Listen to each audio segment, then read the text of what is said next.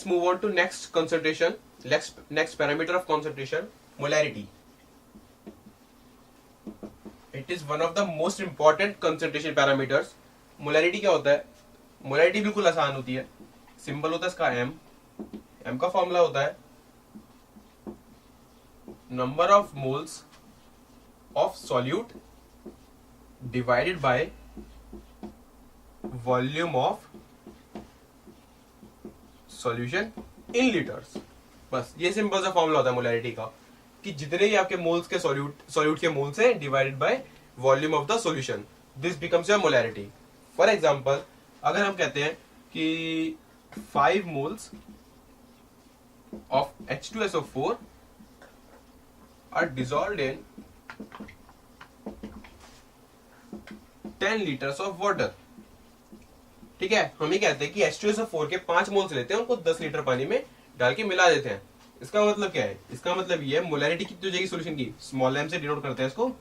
तो molarity would be number of moles of solute, मतलब 5 divided by volume of solution. अब वही बात आ गई कि वॉल्यूम ऑफ सॉल्यूशन में जो है हम H2SO4 की वॉल्यूम को निगलेक्ट कर देंगे. तो क्या हो जाएगा? टोटल वॉल्यूम वही 10 हो जाएगी अप्रोक्सीमेटली, जो कि सॉल्वेंट की थी. तो it would become 0.5 molar.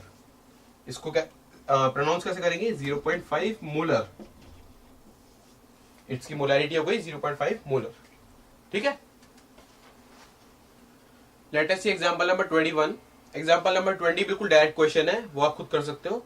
So that's not worth discussing. हम एग्जांपल नंबर 21 देखेंगे. एग्जांपल नंबर 21 में क्या है? We have a solution of calcium hydroxide, जिसमें कैल्शियम हाइड्रोक्साइड है और वाटर है.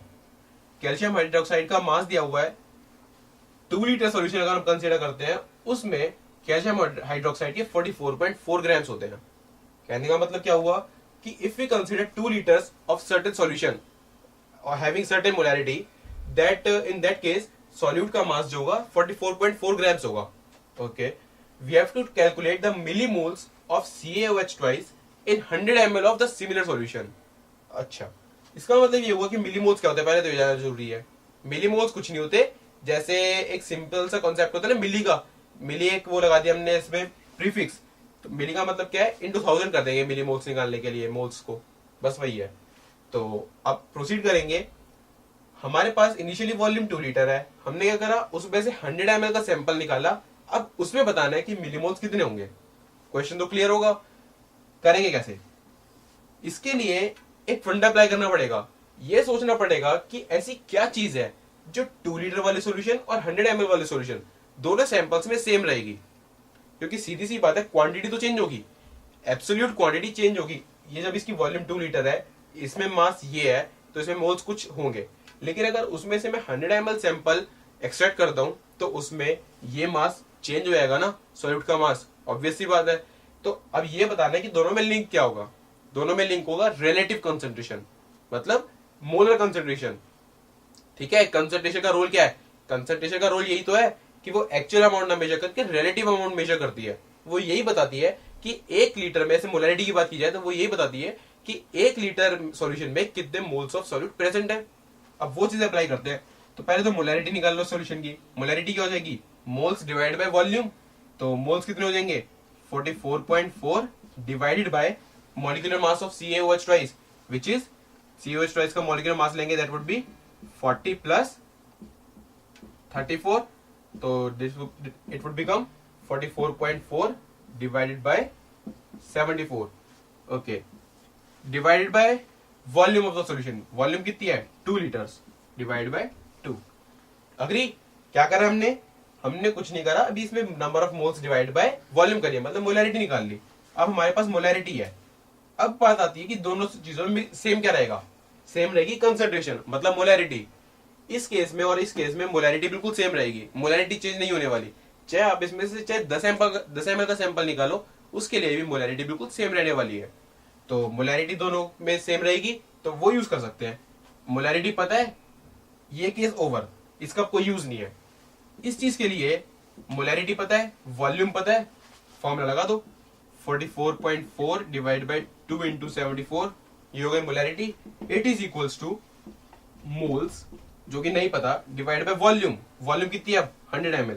उसको लीटर्स में कन्वर्ट करेंगे, इट वुड बिकम 0.1। यहां से सॉल्व कर लो तो मोल्स आ जाएंगे। मुझे एक्चुअल वैल्यू से मतलब नहीं है कि नंबर क्या आ रहा है, मुझे कंसेप्ट से मतलब है कि कंसेप्चुअली हम कर क्या रहे हैं, जो हमने यहां से मोलैरिटी निकाली उस मोलैरिटी को यहाँ पे कैरी फॉरवर्ड कर दिया, वही मोलैरिटी यहाँ पे यूज कर ली। क्यों? क्योंकि सॉल्यूशन सेम है तो मोलैरिटी सेम रहेगी, रादर देन कि मैं उसकी कोई एक्चुअल कंसेंट्रेशन एक्चुअल अमाउंट निकालूं, मैंने कंसेंट्रेशन कंसीडर की तो मोलैरिटी को यूज किया, नंबर ऑफ मोल्स आ गए। नंबर ऑफ मिलीमोल्स निकालने हैं तो इंटू 1000 कर दो, millimoles would be 1000 into number of moles. This would be our answer. Okay. Let us consider example number 22.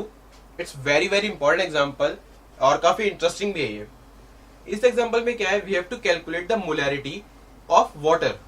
कुछ नहीं दिया हुआ, सिर्फ ये बताया हुआ calculate the molarity of water।